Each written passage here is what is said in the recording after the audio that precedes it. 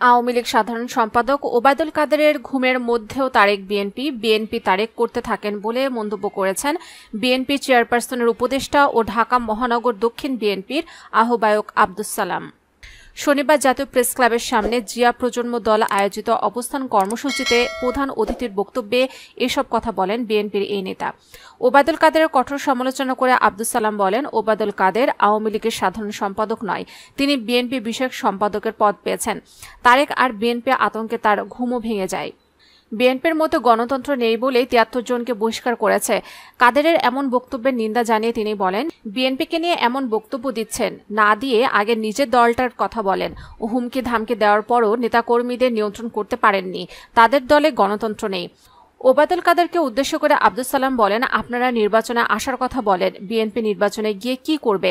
নির্বাচিত হলে ক্ষমতায় বসতে পারবে না, চেয়ারে বসতে গেলে বরাদ্দ দেন না, নানা প্রতিবন্ধকতা রয়েছে।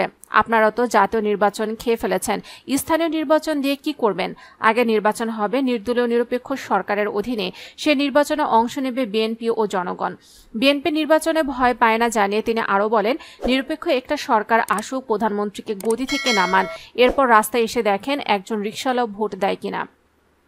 সাজানো নির্বাচন বন্ধ করুন। নির্বাচন কমিশন দায়িত্ব নেওয়ার পর কশো কোটি টাকা অবৈধ নির্বাচনে খরচ করেছেন তার হিসাব দিতে হবে। একটি গোষ্ঠী চায় বিএনপি আওয়ামী লীগের মধ্যে বিবাদ সৃষ্টি করে দেশে গৃহযুদ্ধ লাগাতে বলেও মন্তব্য করেন বিএনপির এই নেতা।